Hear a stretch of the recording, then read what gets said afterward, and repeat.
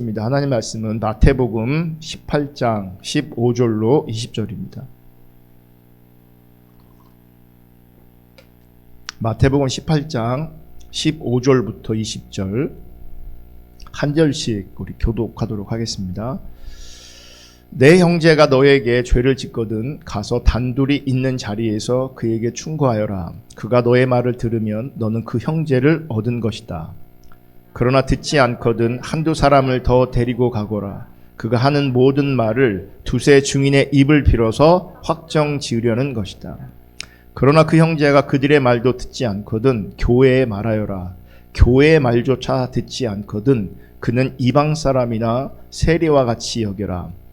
내가 진정으로 너에게 말한다. 무엇인지 너희가 땅에서 매는 것은 하늘에서도 매일 것이요 땅에서 푸는 것은 하늘에서도 풀릴 것이다. 내가 진정으로 거듭 너희에게 말한다. 땅에서 너희 가운데 두 사람이 합심하여 무슨 일이든지 구하면 하늘에 계신 내 아버지께서 그들에게 이루어 주실 것이다. 두세 사람이 내 이름으로 모여 있는 자리 거기에 내가 그들 가운데 있다. 아멘. 오늘은 참된 교회 시리즈 15번째 시간입니다. 이제 교회 시리즈를 이제 마감하려고 합니다. 다음 주가 아마 그 교회 시리즈 마지막이 될 것 같습니다. 그래서 오늘은 교회와 죄 가운데 있는 형제를 위한 충고라는 제목으로 하나님 말씀 나눌 때에 하나님의 은혜가 함께할 뿐만 아니라 하나님의 기준이 선명하게 비춰질 수 있기를 주님의 이름으로 축복합니다. 제가 지금 설교 제목에 교회와 죄 가운데 있는 형제를 위한 충고라고 했는데, 우리가 본문으로 읽은 성경이 세번역 성경이기 때문에 세번역 성경에 형제를 충고해라 그렇게 말하고 있고 그렇게 표현하고 있기 때문에 제목에 충고라는 단어를 제가 붙였습니다. 그런데 이 충고에 해당하는 여러 다른 번역 성경을 보면 대부분이 타이르다라고 되어 있습니다. 타이르다. 하나만 볼게요. 마태복음 18장 15절 그러니까 공동 번역인데, 어떤 형제가 너에게 잘못한 일이 있거든 단둘이 만나서 그의 잘못을 타일러 주어라. 그가 말을 들으면 너는 형제 하나를 얻는 셈이다. 타일러 주다 이렇게 되어 있습니다. 그러니까 충고도 맞는 말이고요, 타이르다라고 하는 말도 맞는 말입니다. 같은 뜻이죠. 근데 개역 개정은 뭐라고 표현하고 있냐면 충고도 아니고 타이르다 이렇게 표현하고 있지 않고 권고하다라고 표현되어 있습니다. 권고. 그래서 저는 오늘 이 충고라는 표현보다는 혹은 타이르다라는 표현보다는 이 권고라는 표현을 쓰려고 합니다. 그러니까 제 안에 그냥 그 마음에 충고도 타이르다 이것도 뭐 틀린 표현 아니고 맞는 표현이고 그 뜻이 다 담겨 있지만, 한편으로는 그냥 권고가 제가 표현하기에 제 마음에 가장 무난할 것 같다 싶은 마음이 있어서 이제 권고라는 표현을 제가 쓸 겁니다. 근데 뜻은, 그 안에 뜻은 충고라는 의미, 타이르다라는 의미가 함께 포함되어 있다는 것을 여러분 염두에 두시길 바랍니다. 그리고 오늘 이제 본문을 보면 권고의 영역이 나오고 더 나아가서 징계, 권징의 문제를 다루고 있다는 것을 이제 확인할 수 있습니다. 여러분, 교회는요 사람들이 모여 있기 때문에, 사람들이 함께하는 모임이기 때문에 항상 죄의 문제가 발생할 수 있습니다. 교회뿐만 아니죠. 세상 자체가 항상 죄의 문제에 노출되어 있습니다. 그래서 이 죄의 문제를 다루기 위해서 교회법 안에서도요 어떤 죄의 문제로 말미암은 어떤 징계 절차라는 게 있습니다. 그래서 좀 이제 그 헌법에는 권징에 대한 법 이렇게 표현되어 있거든요. 그러니까 죄를 징계하는 거죠. 권징하는 거죠. 그리고 이 교회법은 이 권징을 행할 수 있는 권한이 있는 기관이 있습니다. 그러니까 개교회에서는 당회가 그 역할을 하고요. 또 지방회가 또 그 역할을 하고요. 더 나아가서는 그러니까 총회가 이제 그런 일을 하는 겁니다. 그래서 당회가 그런 일을 할 때는 당회 안에 재판위원회가 구성되고, 또 지방회에서 할 땐 재판위원회가 또 그 안에 지방의 재판위원회가 구성되고, 총회에서는 총회 재판위원회가 구성되어져서 그러니까 그 부분을 다루기도 합니다. 그러니까 당회가 없는 교회에서는 이제 운영위원회에서 교회를 대표하는 사람들이 모여서 그 일을 대신할 수 있겠죠. 그런데 보세요, 여러분. 오늘날 현대 교회를 보면 이 권징이 점점 사라지는 추세인 것을 볼 수 있습니다. 간혹 총회 차원에서, 개교회 말고 총회 차원에서 재판위원회 활동에 있는 것은 우리가 볼 수 있어요. 근데 여러분들 그 확인이 잘 안 될 거예요. 총회 일이 어떻게 돌아가는지 모르는 거니까. 총회는 그럼에도 불구하고 어떤 일 까닭에 재판위원회가 그러니까 심리되기도 합니다. 그런데 개교회에서 재판위원회가 열린다는 것, 이거 거의 없습니다. 요즘에는. 설사 개교회에서 권징이 행해진다 하더라도 그런 경우는요, 어떤 정치적인 목적을 가지고 목사가 자신을 반대하는 세력들을 축출하기 위해서 그것을 활용하는 경우가 있고요. 또 반대로 당회에서 마음에 안 드는 목사를 퇴출시키려고 이 재판위원회 이 권징이라는 것을 이용하는 수단 삼는 경우가 있습니다. 만약에 여러분 이런 경우라면 성경이 말하고 있는 하나님의 말씀을 중심으로 해서 교회의 거룩성을 위한 권징은 분명히 아닐 거죠. 그러니까 정치적인 입장이나 개인적인 유불리에 의해서 이 권징이 남용되거나 악용되는 거죠. 바람직하지 않죠. 그러니까 보세요. 모양은 죄를 권징하는 것 같지만 사실은 권징하는 그 당사자도 사실 하나님 앞에서는 죄를 짓고 있는 겁니다. 그러니까 타인의 죄를 보면서 권징하지만 정작 자신들의 죄는 보지 못하는 겁니다. 그러니까 자신들의 죄를 보지 못하면서 타인의 죄를 징계하는 모순이 발생하는 거죠. 가장 대표적인 게 여러분 바리새인들 아닙니까? 예수님의 죄를 뒤집어 씌우고 징계하잖아요. 심판하잖아요. 근데 하나님 관점에서는 예수님에겐 죄가 전혀 없는데, 도리어 그들이 죄인인데, 그들의 판단이 잘못되어 있었는데, 그들의 신앙이 왜곡되어 있었던 건데. 또 이런 경우도 있어요. 분명히 죄이기에, 분명히 불법이기에 교회는, 총회는 권징해야 마땅하지만 권징이 제대로 이루어지지 않는 경우입니다. 왜요? 힘으로 그 권징을 막아내는 겁니다. 또 편법으로 그 권징을 피해가기도 합니다. 개인적으로 오면 그 예를 제가 알려드릴게요.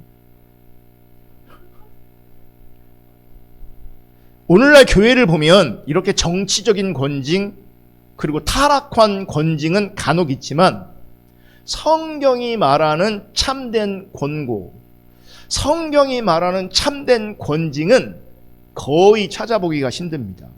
왜 교회 가운데 이렇게 권고하고 더 나아가 권징이 보이지 않을까? 왜 그럴까요?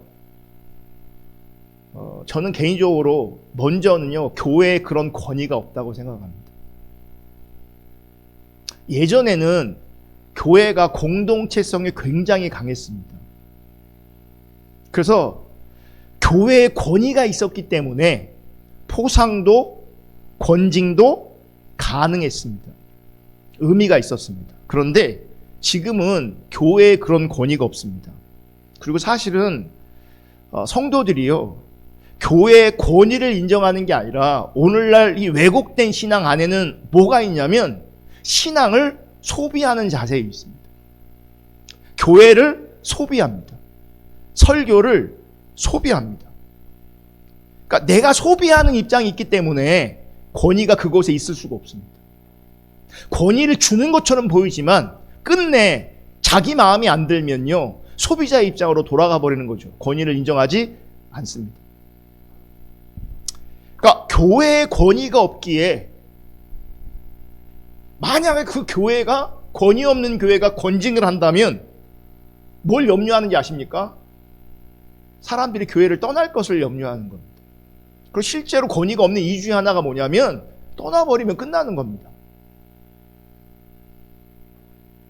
사실 교회로부터 징계를 받는다라고 하는 것은 개인적으로 굉장히 수치스러운 일이 되고요, 화가 날 수 있습니다. 문제는 그러한 수치와 분노가 그 사람을, 교회를 떠나게 한다는 겁니다. 그러니까 그 징계할 수 없는 거죠. 교회 면이 안 서는 겁니다. 때문에 교회는 권고한다는 것, 권징한다는 것 굉장히 어려운 일이 되고요. 꺼리는 일이 되는 겁니다. 하지만 교회가 권징을 행하지 않고 죄에 대해서 둔감해짐으로 말미암아 교회의 거룩성이 무너진다라고 하는 것을 또 우리가 염두에 둘 필요가 있습니다. 여러분, 교회라는 것이 내 신앙이 소비되면서 유지되어지는 것, 내 신앙이 유지되어지는 것, 이게 중요한 게 아니고요. 정말 중요한 건 나와 주님과의 관계고 나와 교회와 관계, 교회와 하나님과의 관계성이거든요. 정말 중요한 게 핵심이 그거예요. 그래서 교회에서 이 권고와 권징의 문제가 제대로 다뤄지지 않으면, 이 부분이 둔감해지기 시작하면 교회의 거룩성은 무너지기 시작하는 겁니다. 여러분, 교회의 거룩성이 무너진다라고 할 때 그 교회는 오염된 거잖아요. 온전하고 건강한 교회일 수가 없습니다. 주님께서 끝까지 참으시고 오래 인내하시면서 기회를 계속 주실 수는 있지만, 적어도 그 상태는 하나님께서 원하시는 상태는 분명히 아니라는 겁니다.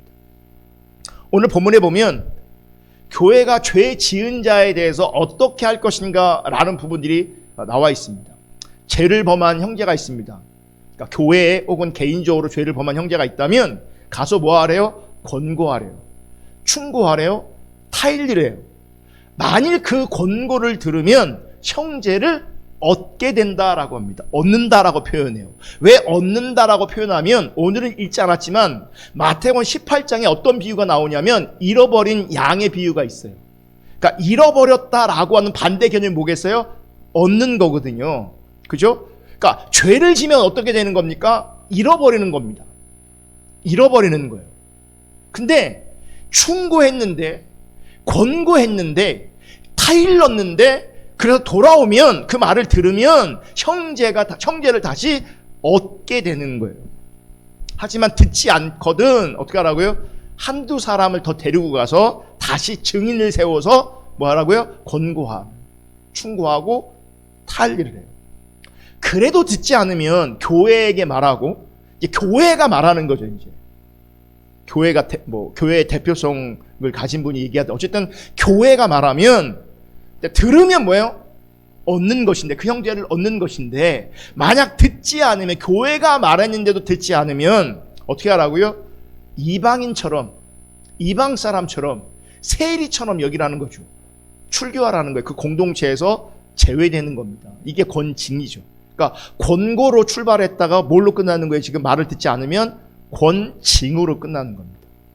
여기서 우리가 한 가지 짚고 넘어갈 것이 있는데, 반드시 잊지 말아야 될 것이 있는데, 여러분, 누군가의 죄에 대해서 권고하는 이유는요, 형제를 얻기 위해서요. 얻으려고 하는 겁니다. 그 사람을 판단하고 정지하고 그 사람을 수치스럽게 하려고 권고하는 게 아니라 뭐라고요? 얻으려고 하는 겁니다. 자, 마태복음 18장 14절 보면 이렇게 말씀하세요. 이와 같이 이 작은 사람들 가운데서 하나라도 망하는 것은 하늘에 계신 너희 아버지의 뜻이 아니다. 제가 좀 전에 그랬잖아요. 마태복음 18장에는요 잃어버린 양에 대한 비유가 있단 말이에요. 잃어버렸다, 그래서 얻었다라는 표현이 있거든요. 그러면서 14절에 그 잃어버린 양의 비유를 이어서 이렇게 말하는, 이와 같이 이 작은 사람들 가운데 하나라도, 근데 이 세 번역은 뭐라고 번역해요? 망하는 것은이라고 번역하고 있어요. 그러니까 잃어버린다는 개념 뭔지 아십니까? 망한다는 개념이에요. 자, 양이 있어요. 양 무리들과 함께 있어요. 그게 구원이에요. 그게 하나님 나라예요. 근데 그 양 무리에서 떨어져 나갔어요. 잃어버린 거잖아요. 근데 그 잃어버린 개념은 망하는 개념이라고. 그게 멸망의 개념이라고. 그래서 이 원어를 보면 이 잃어버렸다라고 하는 개념이, 그러니까 잃어버렸다고 하는 개념보다는요 멸망이다, 망했다라고 하는 개념이 훨씬 더 큽니다. 그래서 해번역은 뭐라고 번역하는 거예요? 잃어버렸다라고 하는 것이 아니라, 그러니까 비유는 잃어버렸다라고 하는 표현이 나오지만 그 잃어버림의 표현, 그러니까 진짜 의미는 망한다는 의미예요. 멸망한다는 의미예요. 그게. 그러니까 교회가 말했는데도 듣지 않는다라고 하면 어떻게 되는 겁니까? 망하는 겁니다. 그러니까 멸망받는 겁니다. 그러니까 심각해지는 거죠. 그러니까 권징의 의미와 목적은 판단과 처벌에 있지 않아요.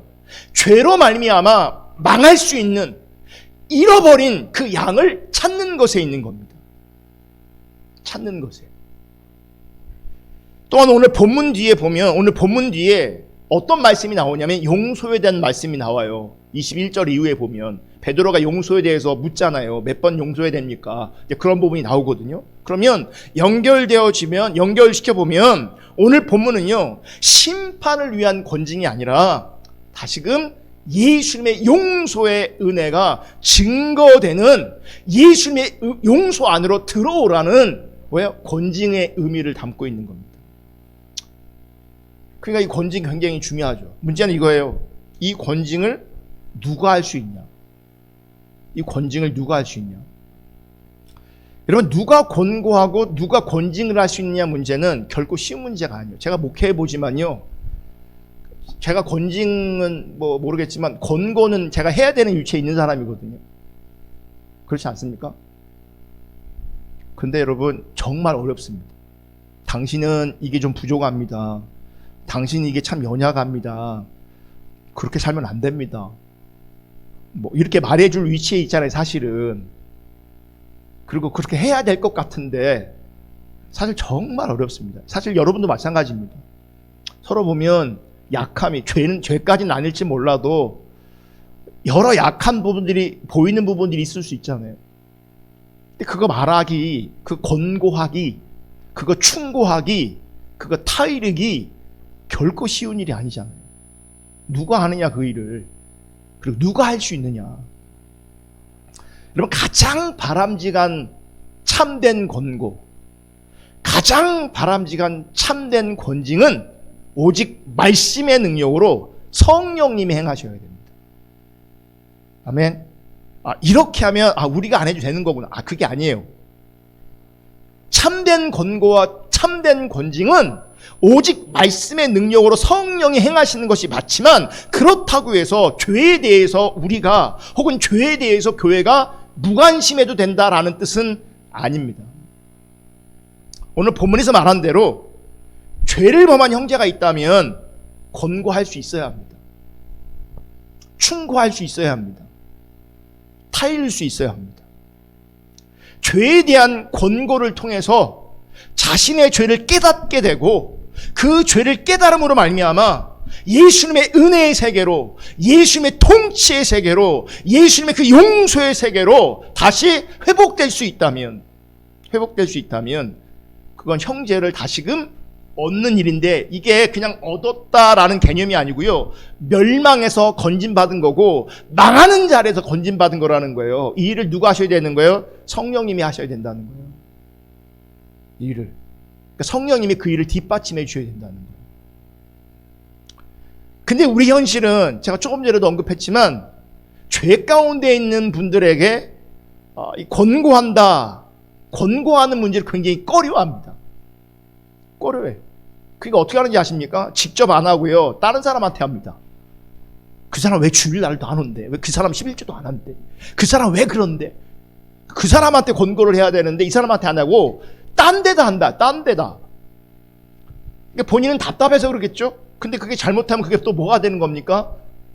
후욕이 되고 정죄가 되는 거예요.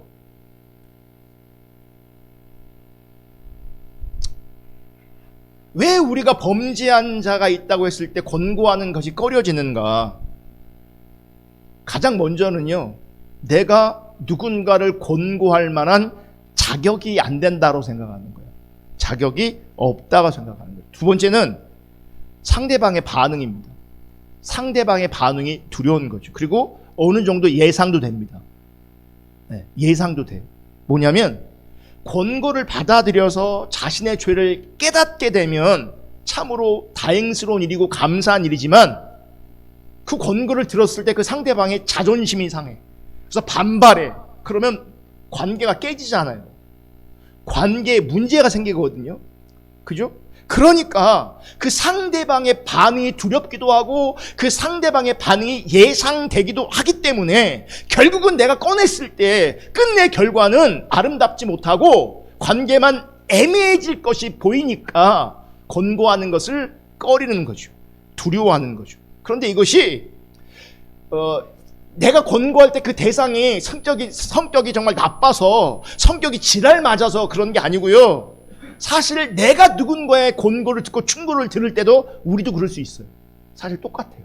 우리 내노남불 그러잖아요. 내가 하면 노맨스고 남이 하면 불륜이라고.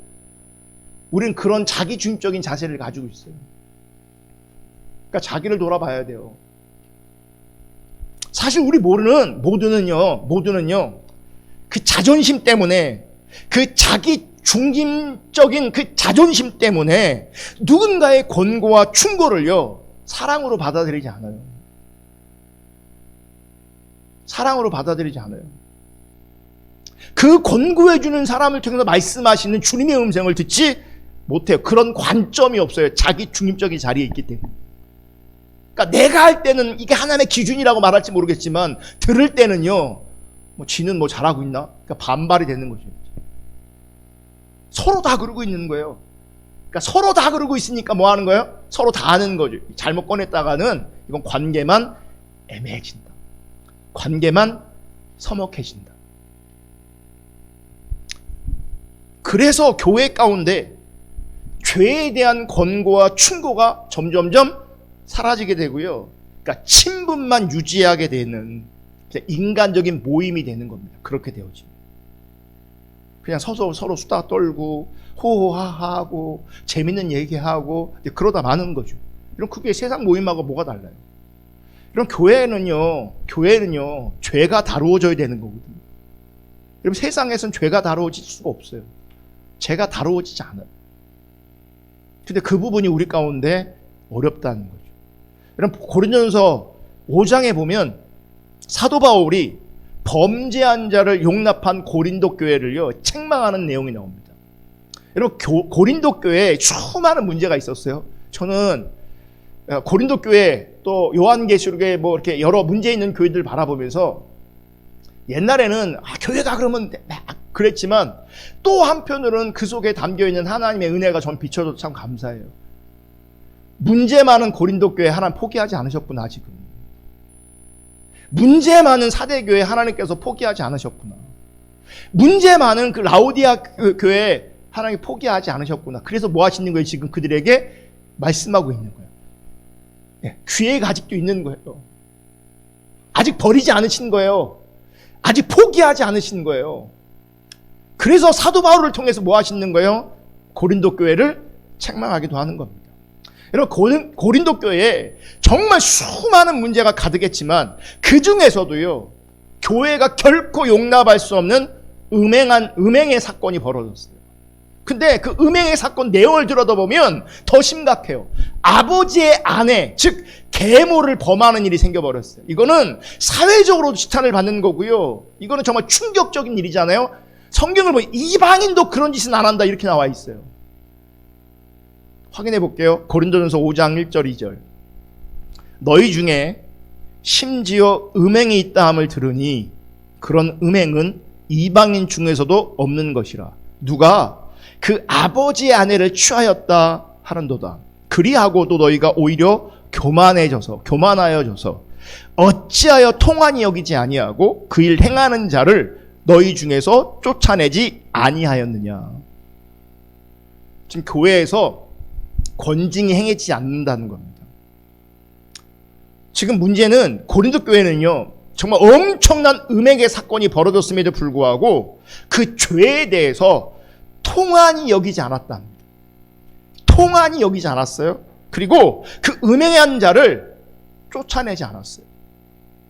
이런 말씀에서 통한이 여기지 않았다라고 하는 건 뭐냐면 그 사건이 벌어졌을 때에 그 일이 벌어졌을 때에 애통하지 않았다는 거예요. 부끄러워하지 않았다는 거예요. 수치스러워하지 않았다는 거예요. 결국 여러분 통한이 여기지 않았다는 것은 교회를 그리스도의 거룩한 몸으로 바라보지 않았다는 겁니다. 뭐냐면 그 사건과 나는 별개라고 인식한 겁니다. 그 사건이 어디에서 일어났어요? 교회에서 일어났거든요. 내가 죄진 건 아니지만 교회 안에서 일어났기 때문에 교회 안에서 일어난 그것은 교회 거룩성과 연관된 사건인데, 문제인데, 통한이 여기지 않았다는 것은요, 그 일을 내 일로 여기지 않았다는 거예요. 그냥 남의 일로 여겼다는 거예요. 남의 일로. 여러분, 교회 안에서 일어나는 어떤 일들은요, 다 남의 일이 아니에요. 같이 울고 같이 슬퍼하고 같이 통한이 여겨야 될 일이에요. 남 일처럼 보면 안 돼요. 아멘. 그러니까 누군가가, 우리 이 권사님이 다리를 다쳤잖아요. 퇴근하다가 이렇게, 죄송합니다, 자빠져갖고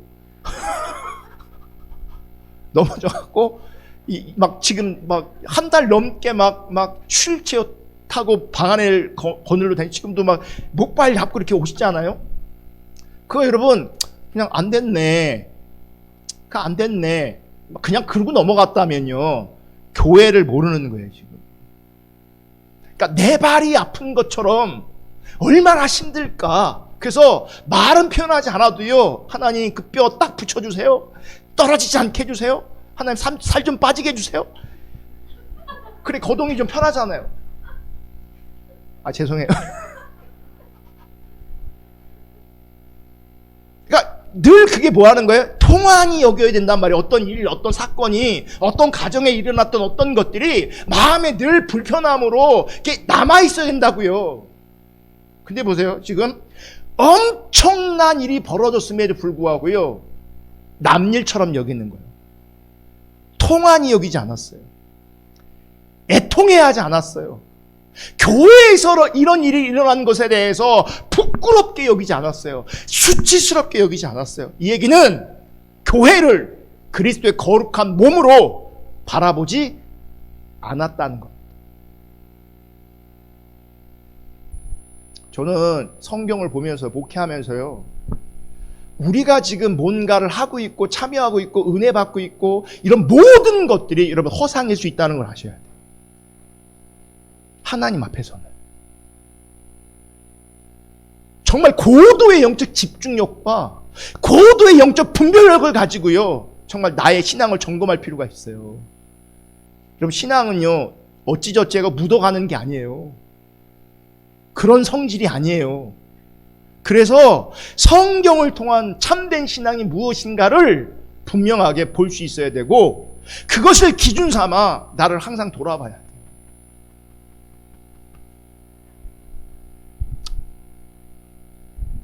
지금 고린도 교회는요, 교회로 모이긴 했어요. 그런데 교회가 진짜 무엇인지에 대해서는요, 무관심했어요. 그냥 나만 잘 믿으면 된다. 나만 잘하면 된다. 나는 그런 죄와 상관없다. 혹은 이렇게도 했겠죠. 몇 사람들 끼리끼리 모여서, 어떻게 그럴 수가 있어. 김 집사가 이번에 바람 폈다며. 누가 사기쳤다며. 그러면서 뭐 하는 겁니까? 비판하고 정죄하는 거죠. 이게 뭔지 아세요? 통한이 여기지 않는 거예요. 교회에 속해 있지만 교회가 아닌 거예요. 온전한 교회가 아닌 거죠. 그래서 엄청난 죄에 대해서도요, 그리스도의 몸된 교회의 그 거룩을 위해서 어떤 조치도 취하지 않고 무관심했던 겁니다.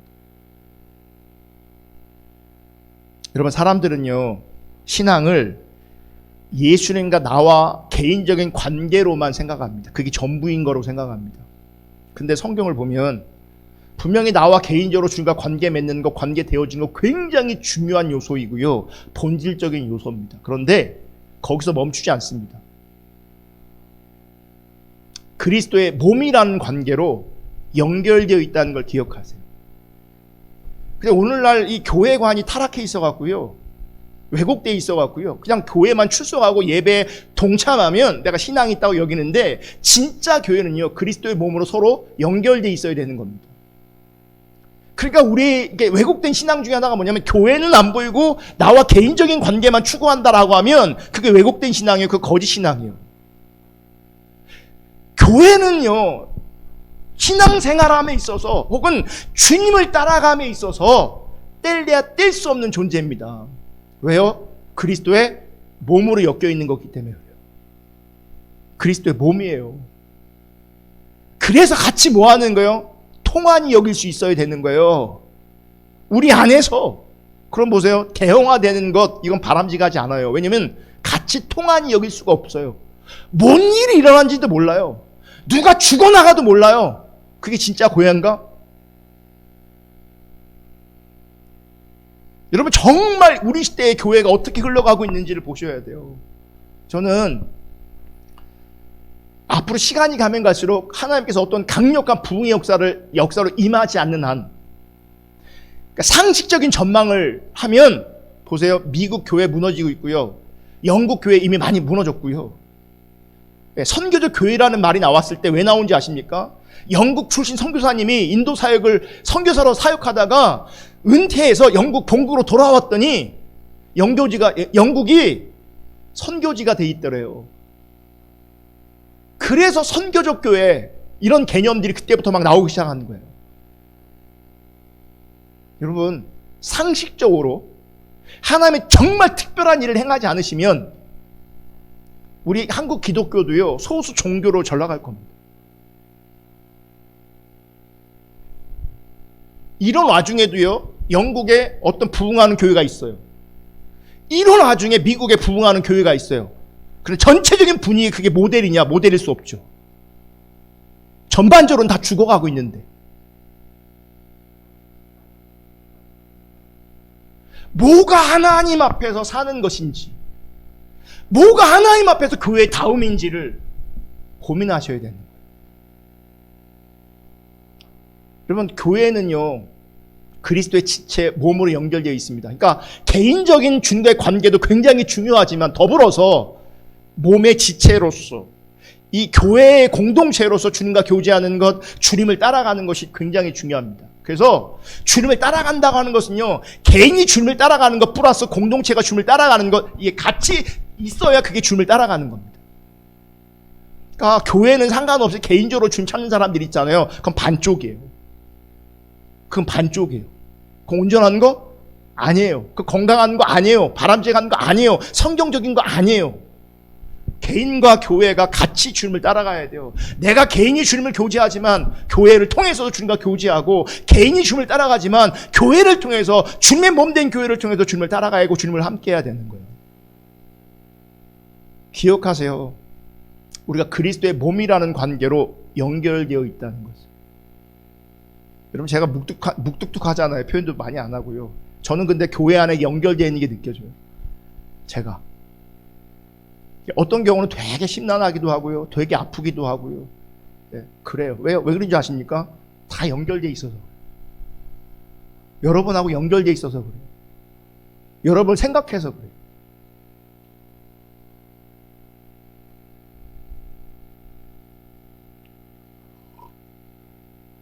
여러분 이 그리스도의 몸이라는 이 관계가 가시적으로 드러나고, 이 관계를 통해서 주님의 나라가 어떤 것인가 증거되기 위해서 교회라는 관계로 우리가 모이는 겁니다.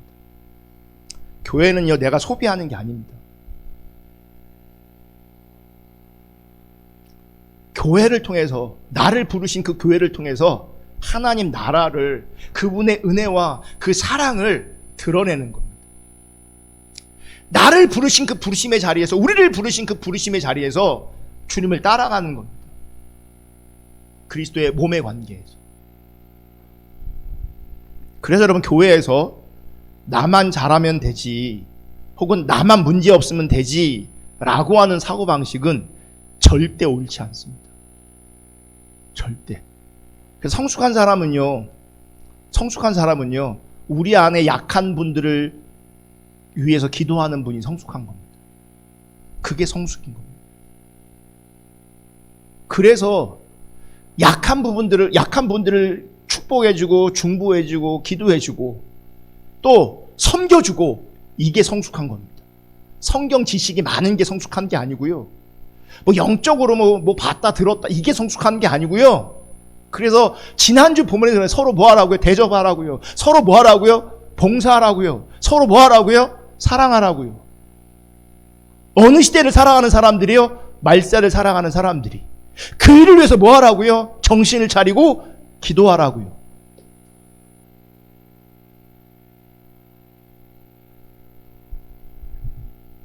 그러니까 나만 문제 없으면 돼. 나만 잘하면 돼.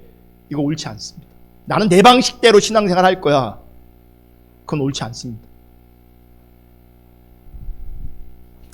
여러분, 예수님은 신자를요, 교회라는 관계로 연결하심으로 말미암아 서로 돕고 서로 대접하고 서로 사랑하는 것을 통해서 함께 거룩한 길을 걸어가면서 구원에 이르르는 겁니다. 그렇기 때문에 형제가 어떤 죄를 범하든 관심을 두지 않는 것은 교회를 세우신 예수님의 뜻을 무시하는 것이고 형제를 사랑하지 않는 것이고 돕고자 섬기고자 하는 마음도 없는 거죠. 또 죄를 행한 형제를 권고한 마음이 없다는 것은 뭔지 아십니까? 나도 그 누군가의 권고를 듣지 않겠다는 겁니다. 나도 하지 않을 테니까 너도 하지 마. 너는 네 길 가, 나는 내 길 갈 거야. 너는 네 시간 가, 나는 내 시간 갈 거야. 말하지도 않지만 듣지도 않으려고 하는 겁니다. 여러분, 성경이 말하는 그 형제 사랑 안에는 뭐인 줄 아십니까? 형제를 아버지의 마음을 가지고 하나님 중립적인 자리에서 권고할 수 있는 것, 이게 사랑입니다. 그렇게 권고하는 것, 그게 형제를 돕는 겁니다. 지체를 돕는 것이고 섬기는 것입니다. 그리고 자신 또한 그런 형제 지체에 도움이 필요한 약한 존재라는 것을 기억하셔야 합니다. 우리 서로 뭐 해야 되는지 아십니까? 같이 손잡고 밀어주고 끌어주면서 같이 섬기면서 같이 대접하면서 구원에 이르르는 겁니다. 그래서 바울은 음행을 용납한 고린도 교회를 강력하게 책망하고 있습니다.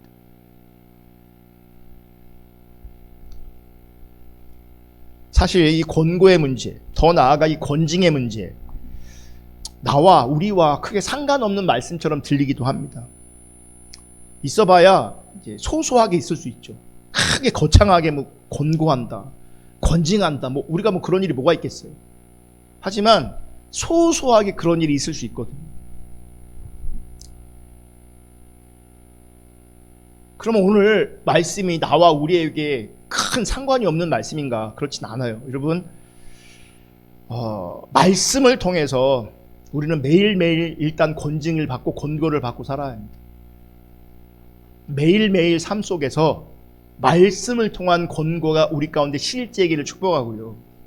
말씀을 통한 권징이 우리 가운데 실제이기를 주님의 이름으로 축복합니다. 그러니까 권고, 더 나아가 권징이 거창한 남 얘기가 아니라 매일매일 말씀 앞에서 권고와 권징을 받는 것이 우리의 일상이 먼저 되어져야 된다는 거죠. 아멘. 자, 시브리서 4장 12절 볼게요. 시브리서 4장 12절. 우리 한 목소리로 다 같이 읽겠습니다. 시작. 하나님의 말씀은 살아있고 힘이 있어서 어떤 양날 칼보다도 더 날카롭습니다. 그래서 사람 속을 꿰뚫어 혼과 영을 갈라내고 관절과 고수를 갈라놓기까지 하며 마음의 품은 생각과 의도를 밝혀냅니다. 여러분, 이 시브리서 4장 12절의 말씀처럼 말씀은 항상 우리의 생각과 뜻의 잘못됨을 드러냅니다. 말씀이 우리를 판단합니다. 아멘. 그러니까 말씀이 우리를 판단하며 성령의 조명으로, 그럼 우리는 뭐 할 수 있어요? 회개할 수 있어요. 여러분, 언제 회개합니까, 여러분? 그냥 나를 돌아보면서 오늘 하루 잘 살았나 못 살았나, 그건 내가 좀 잘못했네. 근데 여러분, 이런 식의 인생을 사는 것, 이런 식의 자기를 돌아보는 건요, 예수와 상관없는 사람, 신앙생활 안 하는 어떤 사람들도 하잖아요. 할 수 있는 거잖아요. 우리는 말씀의 판단을 받아야 돼요. 늘 말씀으로 내가 판단되어져야 돼요. 그리고 그 말씀이 나를 회개케 해야 돼요. 회개로 인도에 가야 돼요. 아멘. 그래서 교회는 참된 권고와 참된 권징을 위해서라도 온전한 하나님의 말씀을 증거해야 되고요. 또 여러분도 마찬가지예요. 우선적으로 내가 권고하려고 권징하려고 그런 건 아니지만 늘 말씀 앞에 권고받고 말씀을 통해 권징받는 자리에 있을 때에 말씀의 사람이 되어질 때에 그래서 성숙한 하나님의 사람이 되고 거룩한 하나님의 사람이 되고 우리가 추구하는 본질적 하나님의 사람이 되어질 때에 형제 약함이 있을 때 정말 겸손함으로 권고했을 때 그를 얻는 잃어버린 그를 얻는 망하는 그를 얻는 일이 있지 않겠습니까? 아멘. 근데 내가 말씀으로 권고받지 않고 권징받지 않는 상태에서 자기 중립적인 자리에서 어떤 사람이 약함과 부족함이 있을 때 지적하면 이런 그게 권고가 아니에요. 그게 권고가 아니라고. 그래서 여러분 우리 교회가 더 말씀 위에 세워진 교회여야 하고요. 여러분 또한 말씀 위에 세워진 성도 될 수 있기를 주님으로 축복합니다.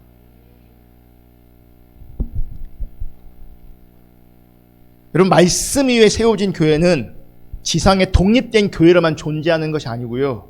하늘의 권세와 연결되어 있다는 걸 기억하셔야 돼요. 자, 오늘 본문 18절입니다. 그러니까 연결되어져서 이렇게 말씀하시잖아요.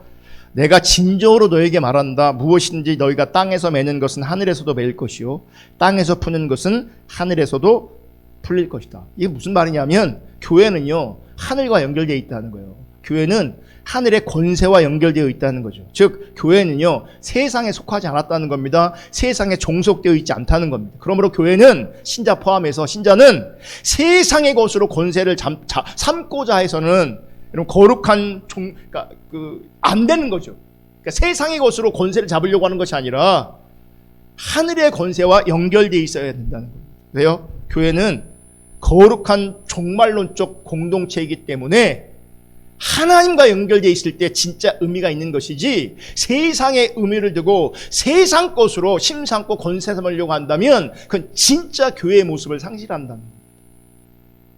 그리고 만약 세상의 것을 가지고 세상의 관점으로 권세를 누리고 힘을 가지고 있다면 그것은 실제 교회를 붙잡고 계시는 그 하나님을 모독하는 것이 되는 거죠.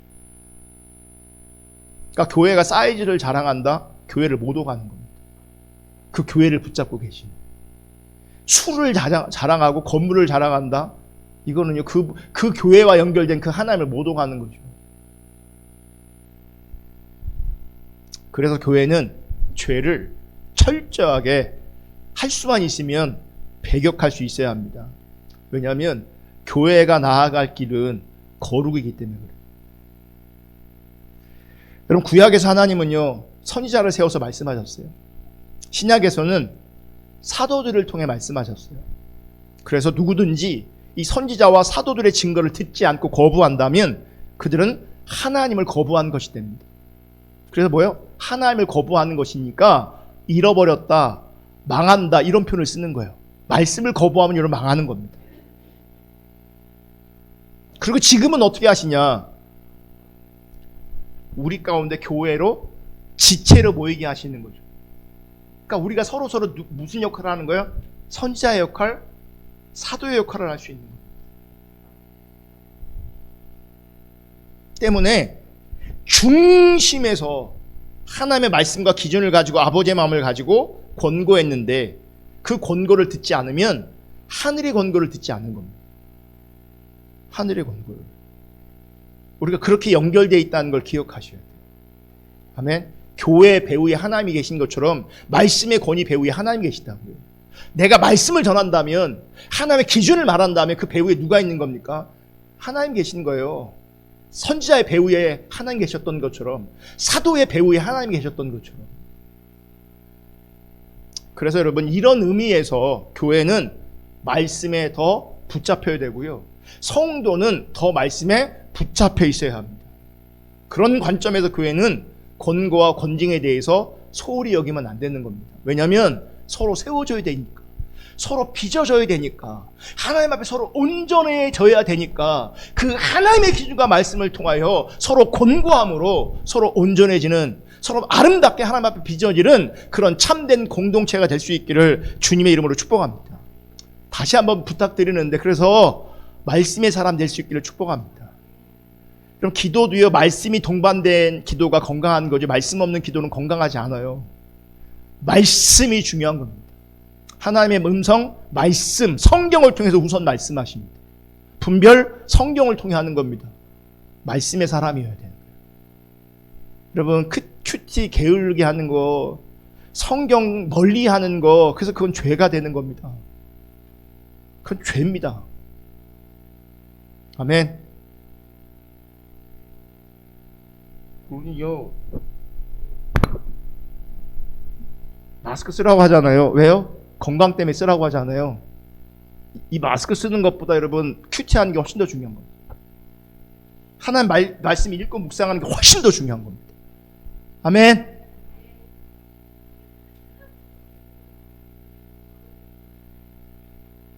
마스크는 잘 쓰면서 살려고. 정말 영이 살아야 되고 하나님 관계가 살아야 되잖아요. 이 부분은 핑계 댈 수가 없어요, 여러분.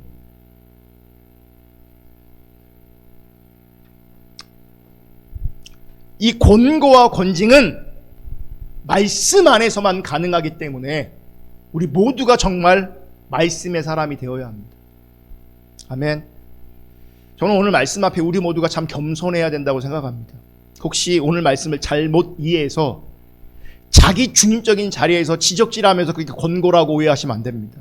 혹은 권고한다고 자기 중립적인 자리에서 가르치려고 하면 안 됩니다. 그게 권고가 아닙니다. 그건 권고가 아니고요, 교만입니다. 우리는 말씀의 권위 앞에서 주님의 교회의 그 거룩성을 지키기 위해서 서로 섬기는 것이 권고입니다. 서로 사랑하는 것이 권고입니다. 그래서 정말 하나님 사랑하는 사람이, 믿음의 사람이 나를 사랑하는 마음으로 권고할 때 들을 수 있기를, 돌이킬 수 있기를, 회개할 수 있기를 주님의 이름으로 축복합니다. 그래야 망하지 않습니다. 그래야 망하지 않습니다. 우리가 주 안에서 그렇게 서로 빚어지고 서로 그런 신뢰의 관계에 있기를 주님의 이름으로 축복합니다. 찬양하고 기도하겠습니다.